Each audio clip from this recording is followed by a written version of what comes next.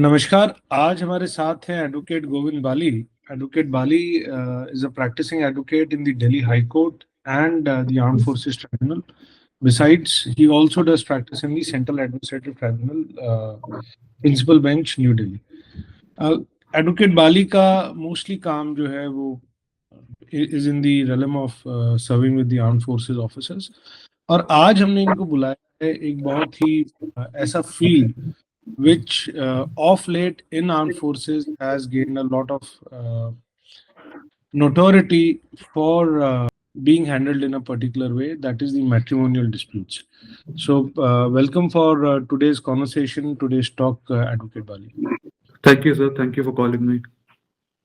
अब मैं अपने सवाल एडवोकेट बाली से पूछूं इससे पहले ये बताना बेटर होगा कि अब जैसे जैसे सोसाइटल चेंजेस आ रहे हैं, जैसे जैसे the ladies overall are getting more educated and there is a definite shift in the gender balances in the society.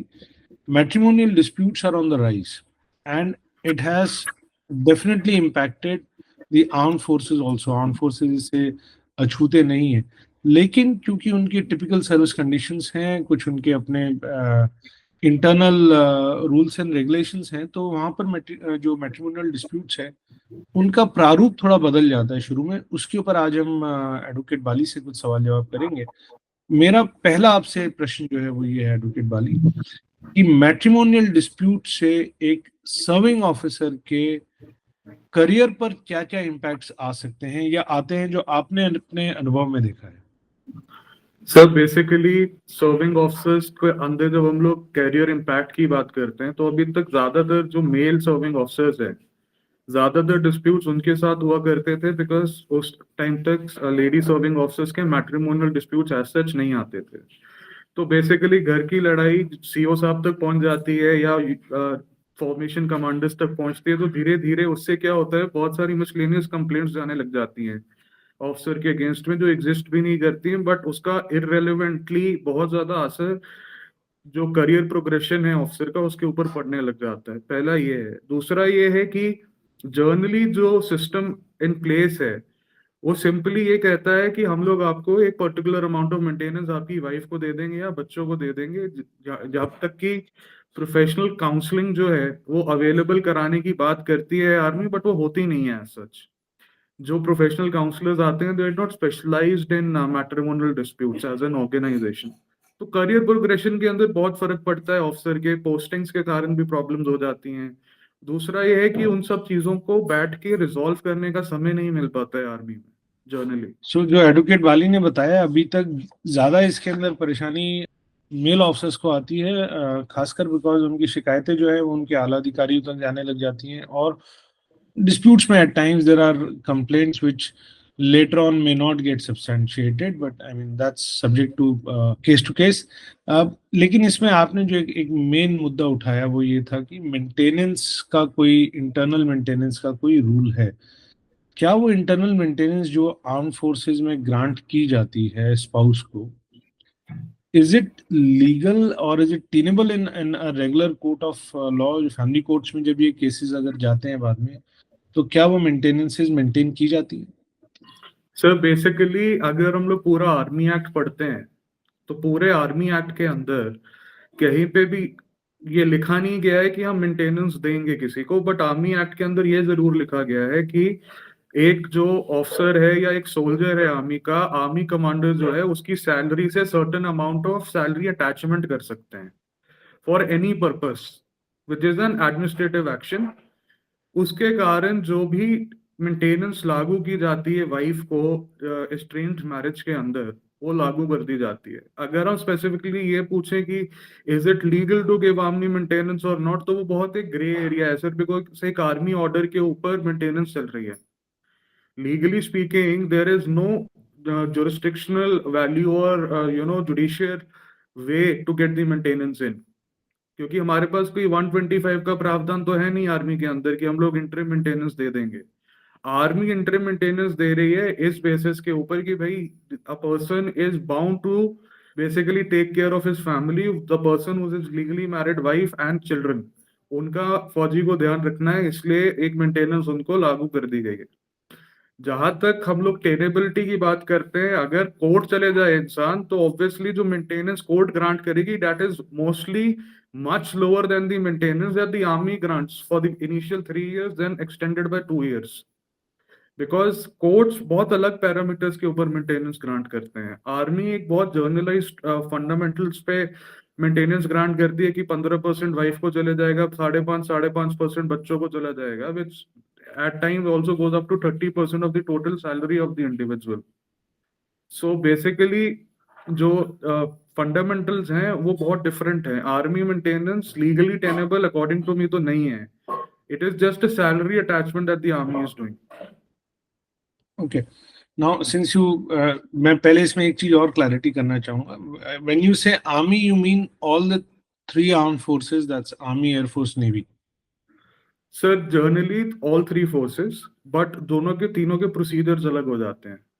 Basically army तो 2020 जनरल नरावने का आर्मी ऑर्डर आया था, वो मेंटेनेंस ऑफ विमेन चिल्ड्रन, उसके ऊपर काम कर रहा है। एयरफोर्स जो एयरफोर्स वाइस वेलफेयर एसोसिएशन है, उनके थ्रू मेंटेनेंस ग्रांट करता है, और नेवी भी सिमिलर फंडामेंटल्स पे ग्रांट करता है। तो बेसिकली ज्यादातर जो आर्मी मेंटेनेंस के केसेस अभी तक हम लोग देखते हैं जिनको डिस्प्यूट किया जा रहा है, वो ज्यादातर आर्मी के थ्रू ही ग्रांटेड मेंटेनेंसेस को डिस्प्यूट किया जा रहा है, because obviously number of individual ज्यादा है आर्मी के अंदर। तो नंबर ऑफ मैट्रिमोनियल डिस्प्यूट्स बहुत ज्यादा है आर्मी में as compare to other two forces. Right. Number of matters ज्यादा है as compared to other two forces, but still, more or less, the administrative action is taken on similar lines across the tri-services. Yes sir. Okay. आपने इसमें एक और चीज mention करी, बच्चे. Now, can you please be more elaborate on the rights of the children in troubled marriages and how their maintenance can be is taken up? Sir अगर हम लोग सिविल पैरेंट्स की बात करते हैं, तो a child has to be maintained by his father till the time he is not 18 in case of a male child, and a daughter has to be maintained till the time she is not married by the father. बच्चों के साथ क्या होता है sir, बच्चे जो failed marriages हैं या ट्रबल्ड मैरिजेस हैं, उसमें एक्चुअल सफरर जो है वो बच्चे हैं। दोनों जो हस्बैंड एंड वाइफ है, उनको तो एक दूसरे के साथ रहना ही नहीं है। In any case, they are very clear about it that they don't want to stay with each other, due to which the misunderstandings and miscommunication is happening and disputes create हो रहे हैं। बट जो छोटे बच्चे हैं sir, उनके साथ क्या होता है, उनको एक क्लैरिटी नहीं मिल पाती कि फैमिली में हो क्या रहा है। कई बार क्या होता है कि मदर बच्चों को लेके चले जाती है अपने साथ, और पेरेंट्स फादर से मिलना ही नहीं देती है। तो उस केस के अंदर फिर गार्डियनशिप मैटर्स आते हैं सर। गार्डियनशिप पिटिशंस के थ्रू फिर कोर्ट कहती है कि भाई बच्चे हम बच्चों के गार्डियन हैं, आप लोग सिर्फ टेम्पररी गार्डियंस हो जब तक गार्डियनशिप डिस्प्यूट चल रही है तब तक।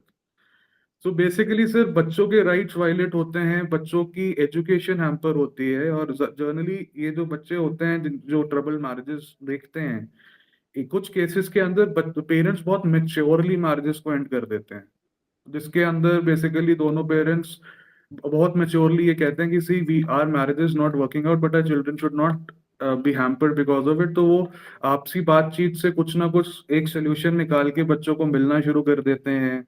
फिर मेंटेनेंसेस जो फादर्स हैं या मदर्स हैं, खुद ही बच्चों को मेंटेन करने के लिए पेमेंट्स दे देते हैं। तो जर्नली बच्चों के साथ होता तो बुरा है सर, बट उसका और कोई ऑप्शन भी नहीं है, बिकॉज जर्नली जो रिलेशनशिप्स हैं इन मैट्रिमोनियल डिस्प्यूट्स एट लार्ज, लोग उन प्रॉब्लम्स को तब जाके डिसाइड करना या बात करना शुरू करते हैं जब वो प्रॉब्लम्स बहुत आगे बढ़ जाती हैं। तो बेसिकली उसके कारण बहुत ज्यादा डिस्प्यूट क्रिएट होता है। Okay. But children have a right to be maintained by both the parents, especially the father, as per the law, civil as well as military. Father is the guardian of the children, Father is- irrespective of whether it's a male child or a female child. Basically जो Hindu marriage act है उसके हिसाब, Hindu family act जो है उसके हिसाब से करता फादर ही रहता है sir. After father it is the eldest brother in certain rituals. तो फादर इज द करता, तो फादर ही रिस्पॉन्सिबल है for the maintenance of children. Okay, मेरा आपसे अगला सवाल ये है कि लेट्स से अब ये है जैसे कि समाज में बदलाव है, सब कुछ है, मैट्रिमोनियल डिस्प्यूट हो ही रहा है, तो इसका ज्यूरिसडिक्शन कहाँ बनता है, कहाँ पर केस फाइल करना चाहिए, खासकर आर्म फोर्सेस ऑफिसर्स के केस में, बिकॉज उनकी जॉब्स में ट्रांसफर्स बहुत हैं, एक कोई पर्टिकुलर लोकेशन नहीं है, शादी कहीं हुई, रहते कहीं हैं, परिवार का जो बेसिक बेस है वो कहीं और है, so things are very spread around. So where does the technical jurisdiction lay for the case to be filed for adjudication in the event of a matrimonial dispute? Sir basically matrimonial disputes के अंदर मैं 3 चीजों को cover कर रहा हूँ अभी. एक डाइवोर्सेस हो गए, रेस्टिट्यूशन ऑफ कॉन्जुगल राइट्स हो गया, और गार्डियनशिप पिटिशंस हो गई. तो जब हम डाइवोर्स केसेस की बात करते हैं सर, तो उसकी 2 जुरिस्डिक्शंस बनेंगी एट लार्ज. एक वो जगह जहाँ शादी हुई थी, दूसरा वो जगह जहाँ पे लास्ट एक साथ लोग रहे थे. सो बेसिकली अगर for example last family station जहाँ पे दोनों हस्बैंड एंड वाइफ एक साथ रहे हैं वो मऊ है, तो डाइवोर्स की जुरिस्डिक्शन मऊ बन जाएगी फिर. If they want to file it in Mau, और if they were married in Jaipur, तो Jaipur will be the jurisdiction to file the divorce case. जहां तक आरसीआर की बात है, RCR has to be filed in similar jurisdictions, the place where they have last resided together और the place where they were married together. जहां तक guardianship की बात आती है सर, गार्डियनशिप टेरिटोरियल जुरिस्डिक्शन की बात करता है. टेरिटोरियल जुरिस्डिक्शन वो जगह होगी जहां पे बच्चे एट प्रेजेंट रह रहे हैं. अगर बच्चे पेरेंट्स के पास रह रहे हैं, तो मतलब फादर के पास रह रहे हैं, तो फादर के पास जहाँ बच्चे रह रहे हैं और वो वहाँ का परमानेंट रेजिडेंस उनका है, वो वहाँ पे पढ़ रहे हैं, अपनी लाइफ पूरी वहाँ पे मतलब regular day to day affairs वहाँ कर रहे हैं, तो वो जुरिस्डिक्शन बनेगी गार्डियनशिप केसेस फाइल करने के लिए. राइट. सो इसमें आप थोड़ा सा अगर मुझे गार्डियनशिप राइट्स के बारे में और अगर एक्सप्लेन करें तो I will be grateful, because in a matrimonial dispute it is the children who are the most adversely impacted party.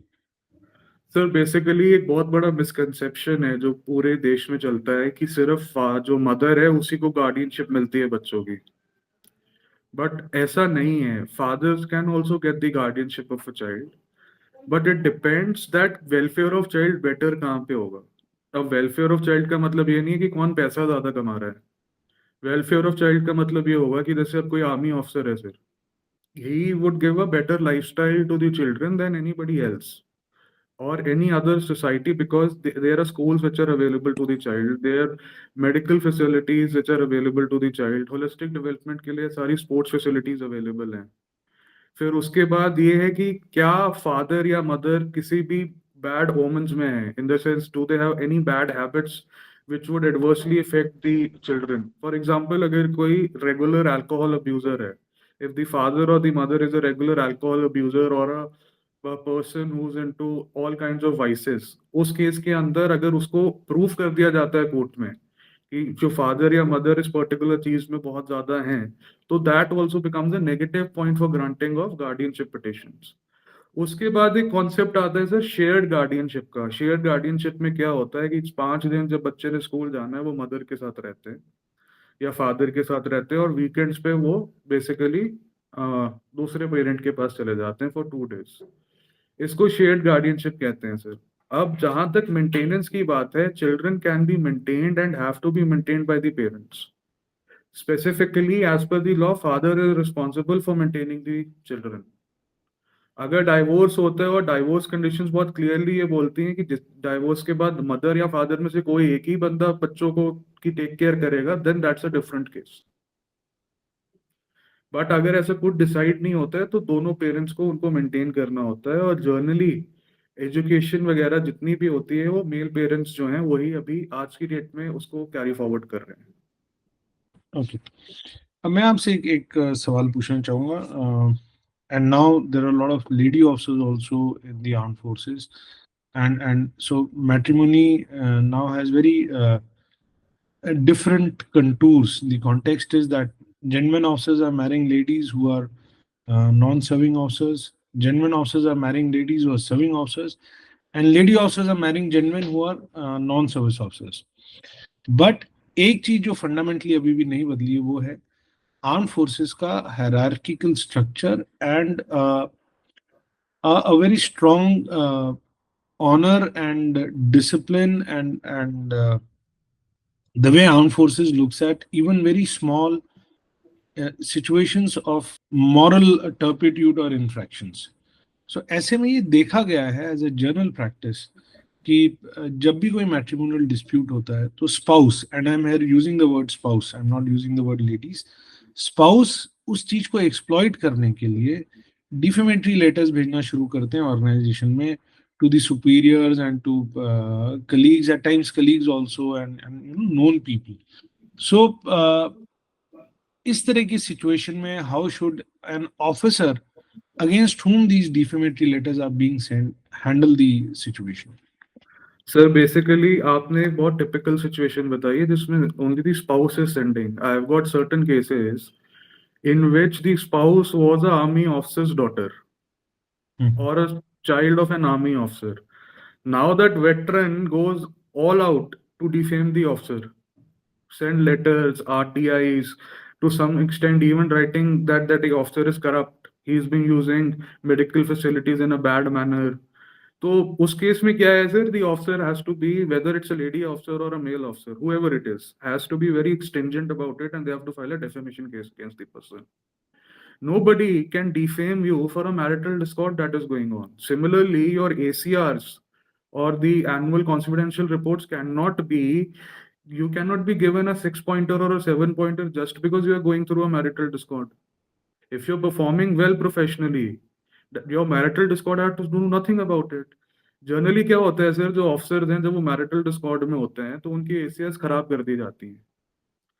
क्यों खराब की जाती हैं? क्योंकि एक जर्नल लेटर चले जाता है जी इसने मुझे आज पीट दिया, ये दारू पी के घर आया था, he is having an affair with an other individual. Now, sir, for that revenge that the lady is taking at times, or sometimes the problem that the lady is facing, she filed so many complaints कि वो relationship अगर कभी बच भी सकता वो बच ही नहीं पाता है फिर, because there is so much of hatred because of the foul language used against each other, the way it is treated. तो उसके अंदर क्या है, ऐसे डेफेमेशन केसेस आजकल बहुत ज्यादा बढ़ जाएंगे, बिकॉज आज की डेट में there are a lot of cases in which officers have been told that they're womanizers. They have been told that they've been misusing the funds of the army. I've got a case in which the officer was told that you wear the uniform to exploit people. So now that officer has filed a defamation case, and 99.9% that person will win the case also. Because you cannot, without any evidence in public domain, defame someone. Now what they do is, sir, कोई भी letter जो है वो सीधा chief of army staff से लेके नीचे CO तक जाती है.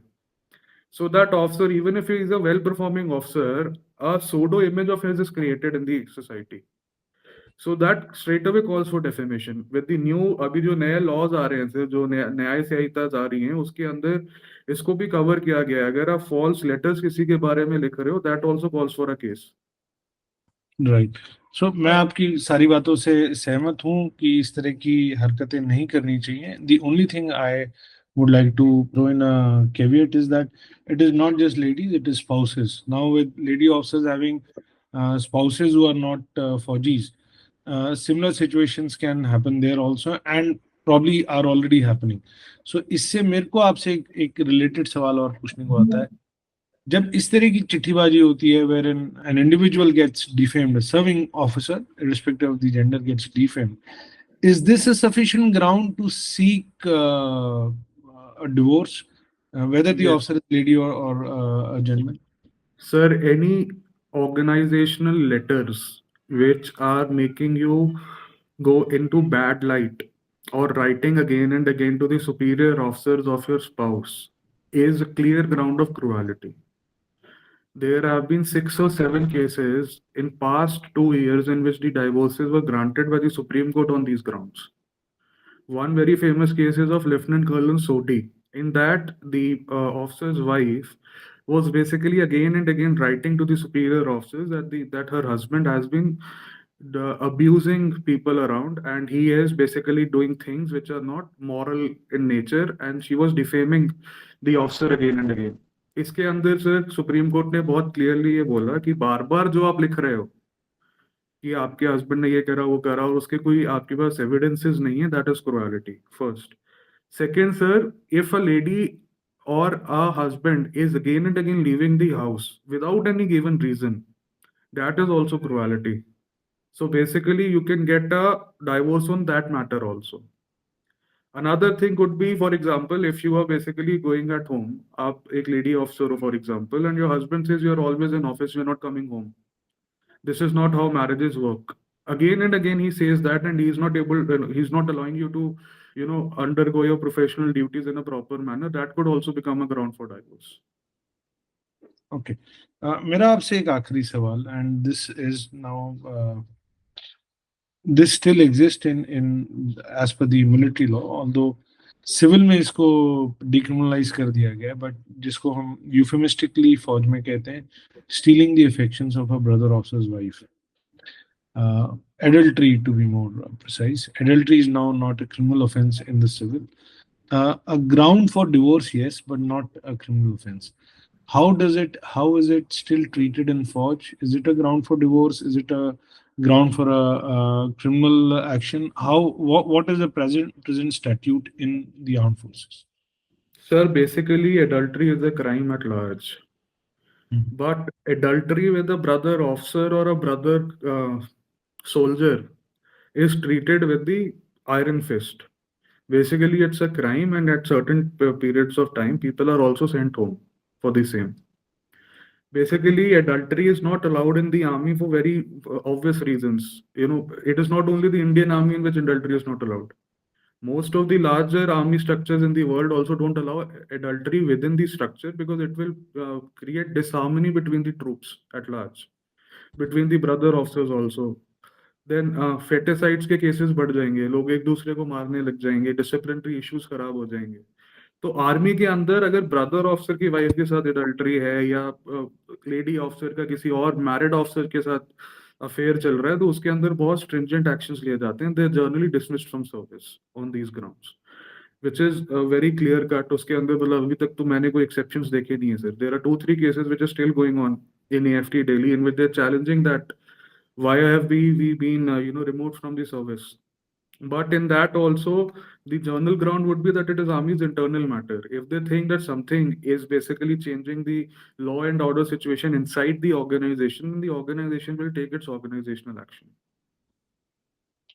Thank you so much advocate Bali. आज हमने बहुत ब्रॉडली इन चीज़ों को कवर किया. I will seek your time again to get deeper into this issue, because matrimonial disputes are on the rise, and we will make an attempt to educate the environment to handle them maturely, so that all parties involved suffer the least possible, and while these disputes are there. I am grateful for your time and your relevant inputs. Thank you, sir.